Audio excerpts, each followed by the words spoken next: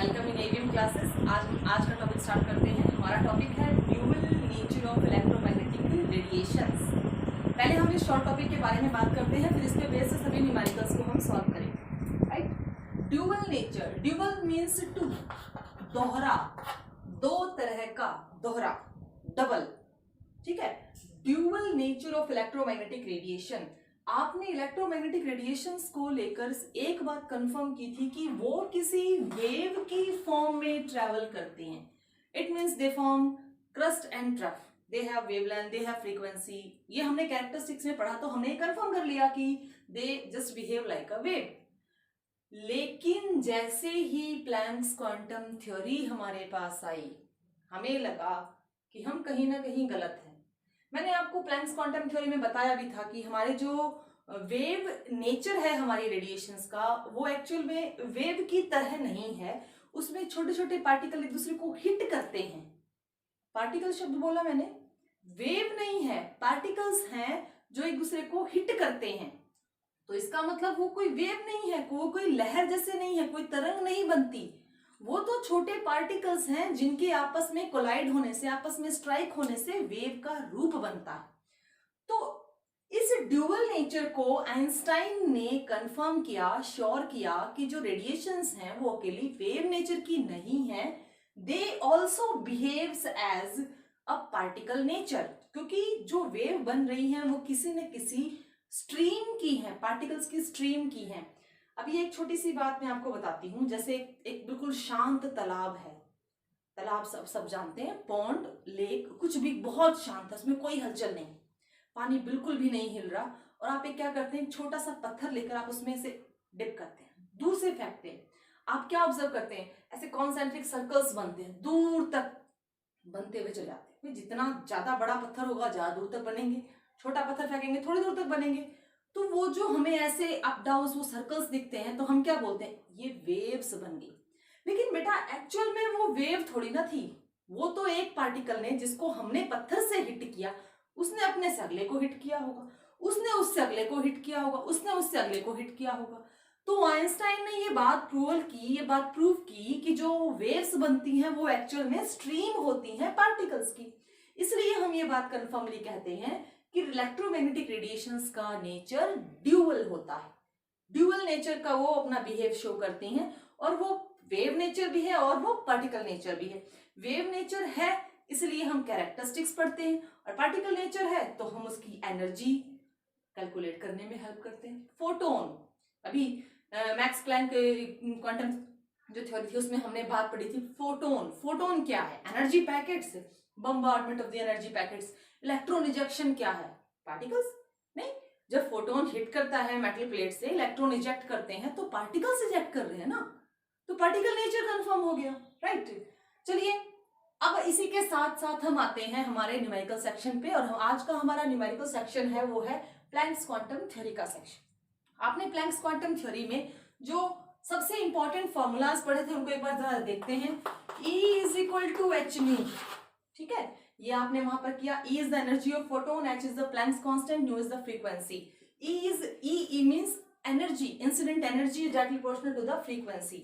और आपने वहां पर किया kinetic energy is equal to H nu minus H nu naught. H nu naught क्या, न्यू नॉट क्या था, थ्रेशोल्ड फ्रीक्वेंसी, थ्रेशोल्ड वेवलेंथ। इन सभी टर्मिनोलॉजीज को हमने यूज करके ये हमारे सारे न्यूमेरिकल सॉल्व करने में हमारी हेल्प करेंगे। चलिए इसी के दौरान हम अपना पहला न्यूमेरिकल देखते हैं। न्यूमेरिकल कह रहा है calculate the frequency and energy of a photon of radiation having wavelength 6000 angstrom.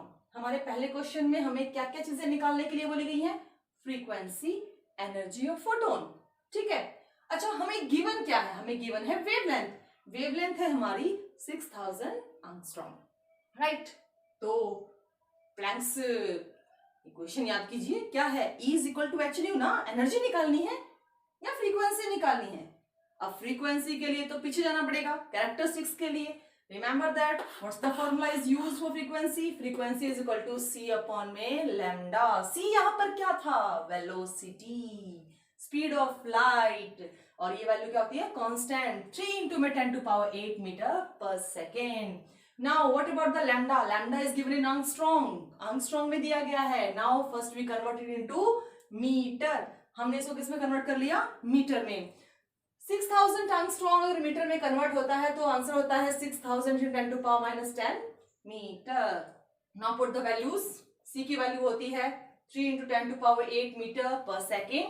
And this is the value of the lambda. Which one is given?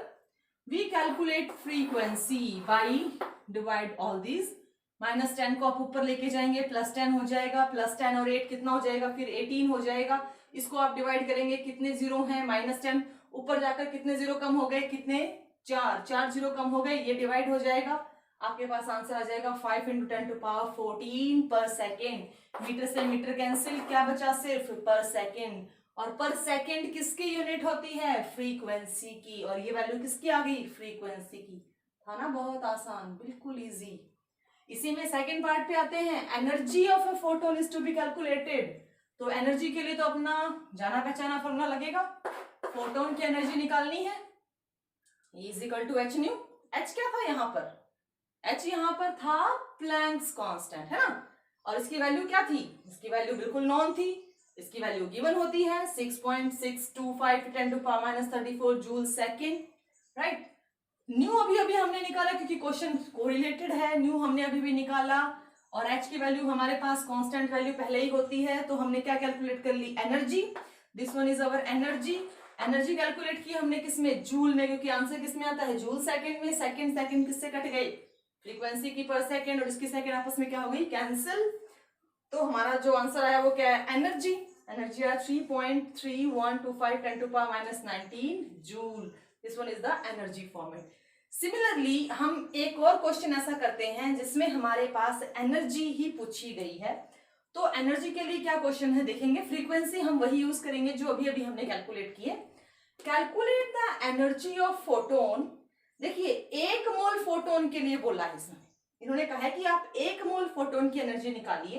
Having frequency is, जिसकी फ्रीक्वेंसी है 5 into 10 to power 14 hertz. आपको frequency given है, आपको 1 मोल photon की frequency calculate करनी है. थोड़ा सा हम बैक में जाएंगे. मैंने आपको प्लैंक्स में एक ऐसे कुछ लिखवाया था, ये कोई वैल्यू लिखवाई थी और मैंने कहा था कि अगर पर मोल की बात होती है हम एवोगैड्रो नंबर से क्या कर देंगे? मल्टीप्लाई. यही बात बताई गई थी ना कि अगर हमारे पास किसी बात के लिए किसी पार्टिकल के पर मोल की बात करते हैं, फोटोन के पर मोल की बात करते हैं, तो हम गिवन एच न्यू की वैल्यू को किससे मल्टीप्लाई कर देंगे? एवोगैड्रो नंबर से. अगर एवोगैड्रो नंबर से मल्टीप्लाई करते हैं तो हम डायरेक्टली भी कर सकते हैं और इनडायरेक्टली भी कर सकते हैं. इनडायरेक्टली देखते हैं. इनडायरेक्टली में हमने क्या? E is equal to H nu. H nu value put की. एच की वैल्यू हमें पहले से ही नॉन है. फ्रीक्वेंसी हमारे पास गिवन है. हमने एनर्जी निकाल ली जो कि हमारे फर्स्ट क्वेश्चन जैसे ही सिमिलरली आएगी. इसको निकालने के बाद 1 मोल फोटोन की बात की जा रही है कि for energy for 1 mole of photon. तो 1 मोल ऑफ फोटोन के लिए हमें किससे मल्टीप्लाई करना पड़ेगा? एवोगैड्रो नंबर से. और एवोगैड्रो नंबर से करने पर हमारी जो एनर्जी आई वो कितनी आई? 19.951 किलो जूल पर मोल. चलिए और क्वेश्चंस देखते हैं इसमें. चलिए इसी कंटिन्यूटी में नेक्स्ट क्वेश्चन देखते हैं. Calculate the kinetic energy of the electron ejected when yellow light of frequencies fall on the surface of metal, potassium metal. ये वो फ्रीक्वेंसी है जो कोई इंसिडेंट फोटोन वहां पर आ रहा है उसकी. और ये वो फ्रीक्वेंसी है जो मिनिमम अमाउंट की चाहिए, जिसको हम क्या बोलते हैं? Threshold frequency. ठीक है. ये फिनोमिना किस फिनोमिना पे डिपेंड कर रहा है? ये क्वेश्चन डिपेंड कर रहा है फोटो इलेक्ट्रिक इफेक्ट पर. हमें 2 चीजें दी गई हैं. क्वेश्चन को फिर से ध्यान से देखिएगा. हमें 2 चीजें दी गई हैं. एक तो वो फ्रीक्वेंसी जो किसी इंसिडेंट फोटोन की है और एक वो फ्रीक्वेंसी जो मिनिमम है. मिनिमम यानी कि इजेक्शन के लिए कम से कम चाहिए. कैलकुलेट क्या करनी है? Kinetic energy. तो वो वाला जो रिलेशन है वो याद हमें करना पड़ेगा कि kinetic energy of photo electron is equal to H nu minus H nu naught. Right. ये रिलेशन जो हमने डेरिवेशंस में किया था वो हमें याद करना पड़ेगा और वो रिलेशन हमारा यहाँ पर काम आ रहा है. तो देखिए इन दोनों में से कॉमन क्या जा रहा है? क्या कॉमन जा रहा है? h, तो हमने h कॉमन ले लिया, क्या बचा? New minus new naught, right. New हमारी इंसिडेंट फ्रीक्वेंसी है, न्यू नॉट हमारी थ्रेशोल्ड फ्रीक्वेंसी है, दोनों की वैल्यूज हमें गिवन है और h की वैल्यू भी हमें पता है। h की वैल्यू, h प्लैंक्स कांस्टेंट है, इसकी वैल्यू कितनी है? 6.626 10 to power minus 34 joule second. और न्यू यानी कि इंसिडेंट फ्रीक्वेंसी क्वेश्चन में गिवन है 5.2 इंटू 10 टू पावर 14 पर सेकेंड और थ्रेशोल्ड फ्रीक्वेंसी भी गिवन है। मैंने दोनों वैल्यूज को यहां पर रखा, राइट। इन दोनों वैल्यूज में से जब मैंने क्रॉस किया तो ये चीजें दोनों में कॉमन है, मुझे यहां से क्या वैल्यू मिली? 0.2। डिफरेंस क्या मिला? 0.2 into 10 to power 14 joule. Now after multiplying these two value, इन दोनों वैल्यूज को मल्टीप्लाई करने पर मुझे आंसर मिला 1.325 into 10 to power minus 20 joule. और ये क्या है? हमारी काइनेटिक एनर्जी, किसकी? फोटो इलेक्ट्रॉन की, राइट। तो फोटो इलेक्ट्रॉन की काइनेटिक एनर्जी निकालने के लिए हमने इस फॉर्मूले का यूज किया। इसी कंटिन्यूटी में एक नेक्स्ट क्वेश्चन जो बहुत इंपॉर्टेंट है, एनसीईआरटी का क्वेश्चन है, काफी बोर्ड के पेपरों में पूछ लिया जाता है, लेकिन वैसे तो कोई जरूरत नहीं है, लेकिन आपको ये आना चाहिए, थोड़ा सा कंसेप्चुअल बेस्ड क्वेश्चन भी बनता है ये। व्हेन ईएमआर ऑफ लैम्डा, कोई इलेक्ट्रोमैग्नेटिक रेडिएशन जिसकी वेवलेंथ 300 नैनोमीटर है, falls on the surface of sodium metal, sodium metal के सरफेस पर वो गिर रहा है, then electrons are emitted with kinetic energy, electron वहां से निकल रहे हैं 1.68 10 टू पावर 5 जूल पर मोल काइनेटिक एनर्जी के साथ। What is the minimum energy and what is the maximum wavelength? हमें दो चीजें कैलकुलेट करनी है, minimum energy and maximum wavelength. और भी बहुत कुछ यहां पर है ध्यान देने लायक। क्वेश्चन में अगर आपको बेटा जूल पर मोल दे रखा हो ना, क्वेश्चन में अगर सिर्फ जूल दे रखा हो तो मतलब हमें सिर्फ एक इलेक्ट्रॉन या एक फोटोन की बात करनी, लेकिन अगर क्वेश्चन में जूल पर मोल यूनिट में दे रखा हो तो मतलब हमारी बात एक मोल के लिए हो रही, और एक मोल फिर से वही एवोगैड्रो नंबर का मल्टीप्लिकेशन। यहां पर हम सिस्टम से चलते हैं, हमें लैम्डा मिला है 300 नैनोमीटर। सबसे पहली बात, इसी को हमें एसआई यूनिट में बदलना पड़ेगा, क्योंकि कोई भी बात है, कोई भी चीज है, हम एसआई यूनिट में ही सॉल्व करते हैं। तो 300 नैनोमीटर को अगर हम मीटर में कन्वर्ट करते हैं तो इसकी वैल्यू हो जाती है 300 into 10 to power minus 9 metre. Nanometre को मैंने किसमें कन्वर्ट कर दिया? मीटर में। चलिए करके देखते हैं। सबसे पहले हम निकालेंगे energy of photon, normal energy of photon, जिसमें हमारे पास ये नहीं बोला गया है कि पर मोल के लिए निकालिए या नंबर ऑफ एटम, नहीं, सिर्फ एक फोटोन के लिए हमें निकालनी है। हमें इसकी वैल्यू पता है या हमें फॉर्मूला पता है, E is equal to H nu. H nu, nu की वैल्यू को चेंज करने, क्योंकि हमें गिवन क्या है? लैम्डा वेवलेंथ, तो हमने इस टर्म को चेंज कर लिया C बाई लैम्डा में।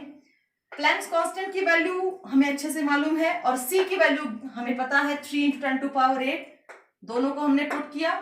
लैम्डा क्वेश्चन में गिवन है, हमने इसको चेंज कर लिया, हमने इस वैल्यू को पुट कर लिया। इस पूरे सिस्टम को हम सॉल्व जब करते हैं तो हमारा आंसर आता है 6.626 10 टू पावर माइनस 19 जूल। ये क्या है? This one is the energy for one photon, right. मैंने पहले कहा था कि ध्यान से देखना, मोल का जिक्र हो रहा है, एक फोटोन की एनर्जी आ गई लेकिन एक मोल की नहीं आई, एक मोल फोटोन की एनर्जी निकालनी बाकी है।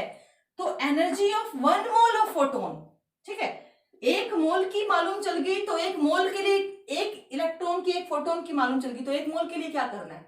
एवोगैड्रो नंबर से मल्टीप्लाई करते ही हमारे पास जो आंसर आया, जो एनर्जी आई, वो किसमें आई? पर मोल के लिए, राइट। अब पर मोल की एनर्जी हमें मिल गई, पर मोल की हमें काइनेटिक एनर्जी मिल गई। Now remember the relation which we use in Planck's quantum theory. Kinetic energy of photo electron is equal to E minus E naught. E naught क्या थी? Threshold energy. E क्या थी? Energy of incident photon. हमने इन दोनों की values देखनी है। E कहां गई? E नॉट कहां से आएगा? राइट, E नॉट तो बोल रहा है निकालिए, मिनिमम एनर्जी निकालिए, क्योंकि इसी को तो बोलते हैं मिनिमम एनर्जी। मिनिमम एनर्जी निकालने के लिए हम इसको थोड़ा सा इस तरफ ले आते हैं। E माइनस काइनेटिक एनर्जी, हमारी वैल्यू यहां आ गई। नाउ वैल्यूज पुट करते हैं हम, ई हमें पता है, ई अभी अभी निकाला है, राइट। काइनेटिक एनर्जी हमें गिवन है, ये भी हमें मालूम है, काइनेटिक एनर्जी भी हमें मालूम है, दोनों हमने रख दी और हमारा आंसर कितना आ गया 2.31 10⁻⁵ जूल पर मोल। यहां तक तो आई थिंक आपको क्लियर हो गया होगा, एक फोटोन की, फिर एक मोल फोटोन की, और फिर मिनिमम एनर्जी। अब हमारा मेन मकसद है कि इलेक्ट्रॉन रिमूव कैसे किया जाता है और उसके लिए एनर्जी कितनी चाहिए। तो सीधी सी बात है, सरफेस मेटल का है, अगर लाइट गिर रही है तो इलेक्ट्रॉन भी तो निकलेगा, उस इलेक्ट्रॉन को हटाने के लिए कितनी एनर्जी चाहिए। तो energy required to remove electron, जितनी एनर्जी हमारे पास मिनिमम थी, जाहिर सी बात है उससे ज्यादा होनी चाहिए ना। तो हम उस एनर्जी को कंपेयर करेंगे एवोगैड्रो नंबर से, तो हमें वो एनर्जी मिलेगी जो कि मिनिमम अमाउंट ऑफ एनर्जी है टू रिमूव द इलेक्ट्रॉन, जो इलेक्ट्रॉन को रिमूव करने के लिए चाहिए, राइट। अब यहां तक तो एनर्जीज का कंसेप्ट चल रहा था। अब सेकेंड पार्ट पे आते हैं, कह रहा है कि मैक्सिमम वेवलेंथ कैलकुलेट कीजिए। अब एनर्जी का वेवलेंथ से रिलेशन है इनवर्सली का, ठीक है। तो लैम्डा मैक्स निकालने के लिए हमने एनर्जी का ही रिलेशन इस्तेमाल किया, हमने इसको रीअरेंज किया है। ये कौन सा रिलेशन है, E is equal to H C upon में लैम्डा, हमने इसको रीअरेंज किया है, lambda is equal to H C upon में E। E हमने अभी अभी एक इलेक्ट्रॉन के लिए रिमूवल के लिए कैलकुलेट की, H की value we have to know, C की value we have to know, हमें ये दोनों वैल्यू पता है, ये अभी अभी कैलकुलेट की है। इस पूरे सिस्टम को सॉल्व करते हैं तो हमें मिलती है लैम्डा 5.17 10⁻⁷ मीटर, और अगर हम इसको नैनोमीटर में बदलते हैं, दोनों वैल्यूज उधर ले जाइए, 10⁻⁹ हो जाएगा और 517 नैनोमीटर बन जाएगा। सो आई होप आपको ये न्यूमेरिकल समझ में आ गए होंगे। इसी के साथ आप प्रैक्टिस कीजिएगा, आपके बुक में ये बहुत सारे क्वेश्चंस हैं प्रैक्टिस करने के लिए। Thank you.